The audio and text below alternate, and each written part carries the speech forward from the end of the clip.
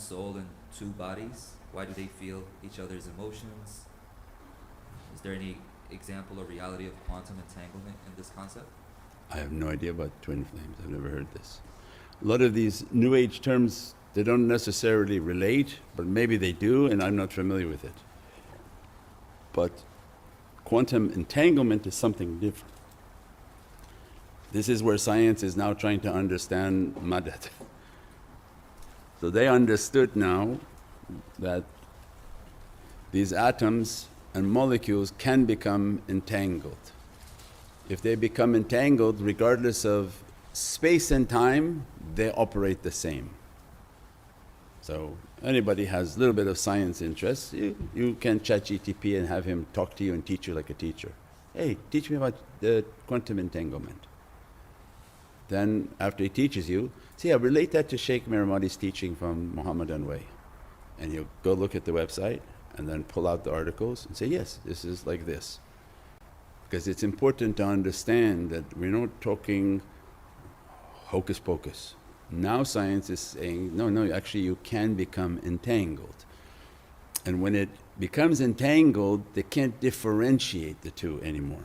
They operate as one. And that's what we said, when this love for Prophet is highest. First, there has many different ways that have to be achieved. But when the love for Prophet is entangled and locked and Allah grants the true love, then Allah describes fiikum. The Prophet is in you, amongst you, and all of those whom represent that light on this earth are all Muhammadiyuns on this earth. And that's why Prophet described that, my ulama are like the inheritors of Bani Israel, the Prophets of Bani Israel. Why? Because they walk on the earth with those realities as if they're from the Prophets of Bani Israel, because there's no Prophet after Prophet. Means their ulum, their knowledges is something that can't be understood, but their proximity to Muhammadun Rasulullah sets them very much apart.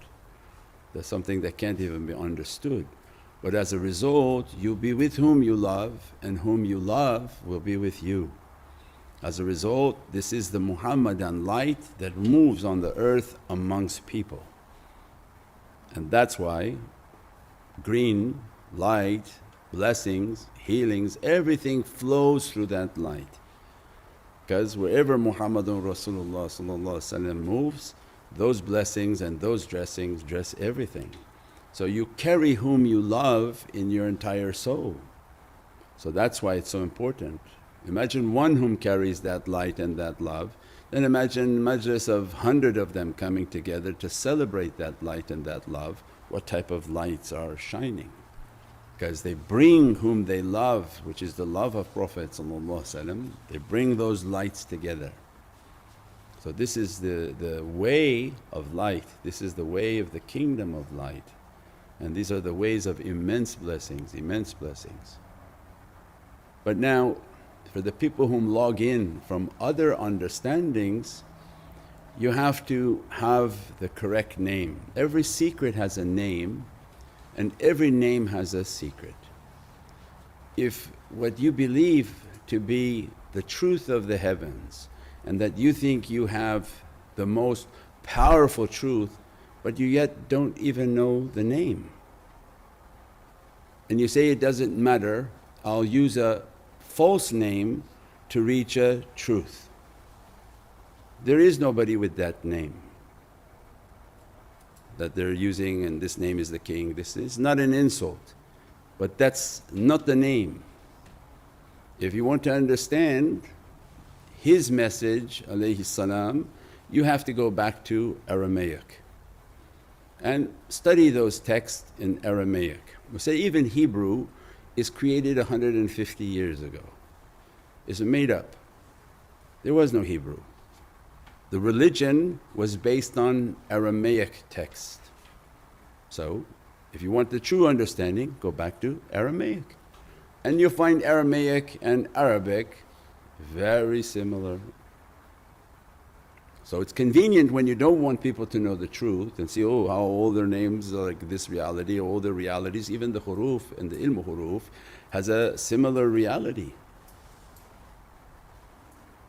Then once you know the name, at least then come to us and say, oh, you understand the truth and you were with the truth, but at least get the name right. When you don't have the correct name, who are you calling?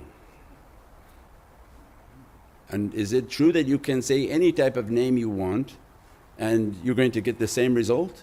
No, because you could call something and you don't even know what that was that you called. So everything you have to study, be a student of realities, go back to when the reality was validated, which was in Aramaic, and study that. That's why I say the Injil of Sayyidina Isa ibn Maryam salam is not on this earth. So everyone knows that because it's a book according to Luke, it's not according to Isa ibn Maryam. There is no Injil of Sayyidina Isa ibn Maryam salam. What they call the Bible is not accepted. It's not anything to do with what Qur'an is describing of Isa ibn Maryam. The Injil, the spoken word of Sayyidina Isa ibn Maryam salam is not on this earth, they don't have it. So according to Luke, according to John, according to Matthew, you saying in your own words it's according, so it's not according to Isa ibn Maryam salam. That's why then Islam holds the reality of all of these faiths. It knows the reality of Sayyidina Musa salam, Moche, it knows the reality of Sayyidina Isa ibn Maryam salam, and you can come to Islam to learn more about them if that's your love. So it holds these realities and holds these teachings. A more sensitive question that people try to attack and bring down things is that